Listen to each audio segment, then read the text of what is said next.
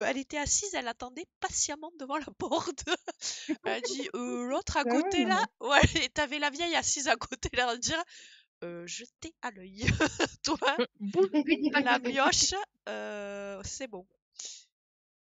Donc ça lui a fait un bien fou. Et tu c'est sais, le premier chien que j'ai eu, c'était un beagle aussi. Et alors, je l'ai eu à la SPA.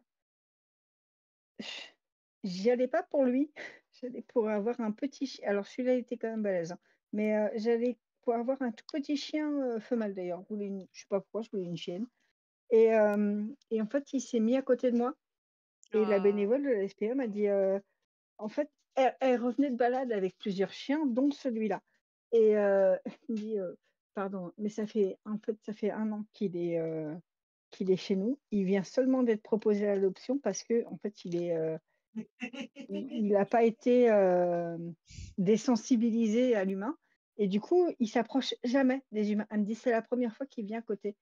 Je dis: «Bon, bah, je repars avec lui». Je suis partie avec lui, il y a un truc comme mais ça. le jour même, mais le lendemain, ou le 2 jours après, je suis repartie avec lui et alors, il avait, 6 ans quand je l'ai 5 ans quand je l'ai adopté, ça faisait 1 an qu'il était en SPA et je pouvais pas le lâcher. Le seul souci, c'est que jamais je pouvais le laisser en longe, il y avait pas de souci, il restait à côté de moi, mais si jamais j'enlevais la longe, c'est pas il courait comme un dératé, il s'éloignait petit à petit, mais il faisait en sorte que je ne puisse pas le rattraper. C'est ça. Donc je l'ai amené chez une, comportementaliste qui m'a dit: «Alors, votre chien, c'est un chien de chasse que j'appelle mauvais chasseur, c'est-à-dire, c'est au chenil, toute la semaine, on n'y pense pas, on les nourrit quand on y pense et puis, de reste, hein, on n'achète pas des croquettes pour eux et puis voilà et en fait, sauf que, c'est pas un enfin, qu'il a sauvé, c'est de la balle dans la tête parce qu'il a quand même été trouvé errant, au bout de plusieurs mois. C'est-à-dire qu'il a été, pendant plusieurs mois, il a été signalé mais jamais retrouvé ni quoi que ce soit. Il était pas tatoué, pas pucé, enfin il avait Ouais, rien. un chien de chenil, quoi. Et Voilà. voilà et en fait, ce qui l'a sauvé de la balle dans la tête, c'est juste que, bah, pour un chien de meute, en fait, il aime pas être en meute. Il s'est barré tout seul, en fait. C'est Il est dur. parti tout Casser les seul et pieds. le chasseur a pas cherché plus, à le prendre. Mais par contre, il a jamais cherché à chasser ni quoi que ce soit. Bah, Juste, moi non plus, hein, il répondait pas. je fais des balades en. Alors moi, l'éducatrice, je suis arrivée avec ma petite, elle avait 2 mois et demi à l'école du chiot. Et elle Ouais. m'a dit, t'as déjà eu des chiots? Et moi, comme le point de croix, dans tout ce que je fais dans ma vie, moi je me lance et puis je réfléchis après. Et j'ai dit, bah non, c'est mon premier chiot. Et elle me dit, et t'as pris un bigle? Je dis, bah ouais.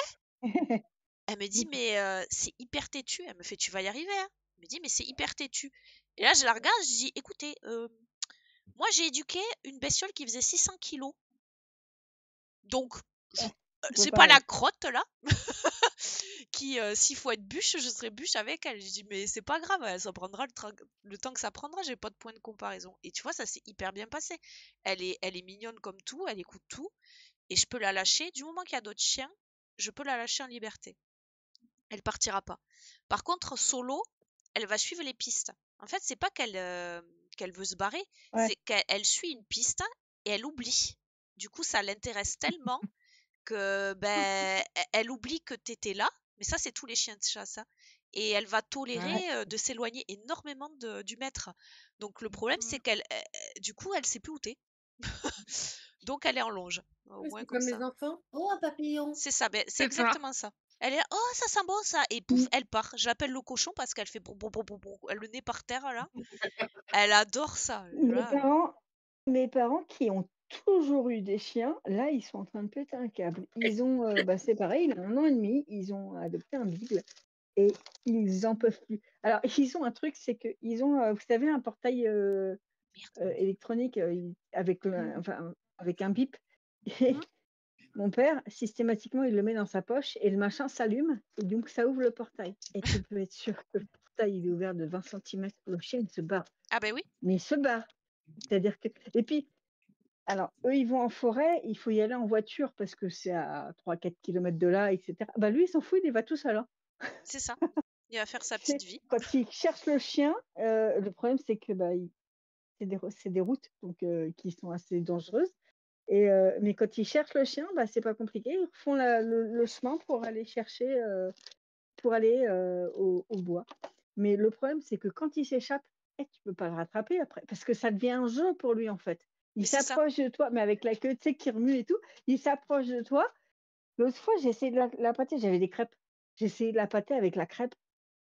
Il vient, il fait semblant de venir et tout, puis au dernier moment, il se barre à l'opposé, dans un Oh lotissement où merde. il y a aucun jardin qui n'est clôturé parce qu'il est en construction.